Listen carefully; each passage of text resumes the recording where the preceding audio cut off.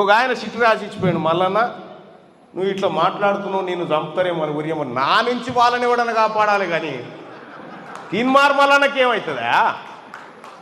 ఇలా తీన్మార్ మల్లన్న మీరు గుండె మీద చేసుకొని చెప్పండి.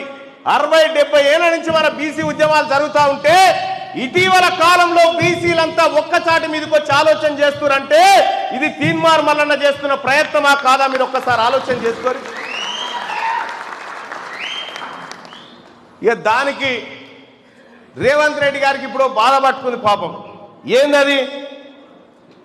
అమ్మ మరి బీసీ అంటుండే బీసీలను తయారు చేస్తుండగా మరి నేను కూడా 2-3 మైనపు బొమ్మలను తయారు చేసి పెట్టాలిగా, అటువంటి నన్ను పెట్టిండిగా 2-3 మైనపు బొమ్మలు పెట్టి పాపం వాళ్ళకి నయానో భయానో ఇచ్చుకుంటా ఈ బీసీ ఉద్యమాన్ని నీరు గారుసురని తోలితే వాళ్ళంట జనం లేరా మనులేరా ఏడ్చేమని ఆగం ఆగం చెందర బీసీ ఉద్యమాన్ని డైవర్ట్ చేయడం కోసం, బీసీ ప్రజలను మభ్యపెట్టడం కోసం వీళ్ళు చేసే కథ. మనం ఈ ఫంక్షన్ హాల్కే వెళ్ళంగానే ఏ పార్టీ, నేను కాంగ్రెస్, నేను టీఆర్ఎస్, ఏది లేదు, లొటపేసు ఏది లేదు. మనకుంది ఒకటే బీసీ, మనం ఒక తల్లి పిల్లలం, మనమంతా ఒకే తరగతి పిల్లలం. గుర్తుపెట్టుకోండి. అయ్యో సప్పట్లు కొట్టొద్దా, చేతులు నొప్పు పెట్టయా? మనం బీసీలం కదనా,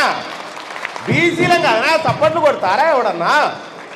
ఎడ నేర్చుకుని ఇంకా ఇది రెడ్ల సభ అయితే కొట్టాలి కానీ బీసీలు అది కొడతారు, కొట్టొద్దు. బీసీలు ఎవరు మాట్లాడినా మనం ఆ పని చేయకూడదు. ఇవాళ నాగర్ కర్నూలు కాడ ఉపాధ్యాయులంతా సభ పెట్టిరు. ఈ సభ రెడ్డి గారి దగ్గరికి పోయి షేజా పడుకొచ్చిన పైసలు కాదు, వాళ్ళ జీతాల్లోంచి వాళ్ళ చెమటలోంచి ఖర్చు పెట్టి నా జాతుల కోసం, నా బీసీల కోసం, నా భవిష్యత్ తరాల కోసం నేను త్యాగం చేస్తున్నటువంటి గొప్ప బిడ్డలు కదా వీళ్ళంతా. ఇవాళ కొట్టారేనా సప్పట్లు? లేచి కొట్టాలి కదా ఆ బిడ్డలకు, లేచి కొట్టండి ఆ సప్పట్లు, దద్దరిల్లిపోయేటట్టు కొట్టండి ఆ సప్పట్లు ఆ బిడ్డల కోసం. ఇంతకు మిక్కిలేంగా గుర్తుపెట్టుకోరి. ఇయ్యాల రేపు సొంత ఇంటివాడే 5 రూపాయలు దానం చేయమంటే చేయరా? ఇవాళ వాళ్ళకు కడుపు ఆకలి మార్చుకొని వాళ్ళ కుటుంబానికి ఓ ముద్ద తక్కువ పెట్టి నా జాతుల కోసం వచ్చినటువంటి వీళ్ళ కోసం కదనా మనం సపోర్ట్ కొట్టాల్సింది. వీళ్ళని మించినోడు ఎవడు ఉండా?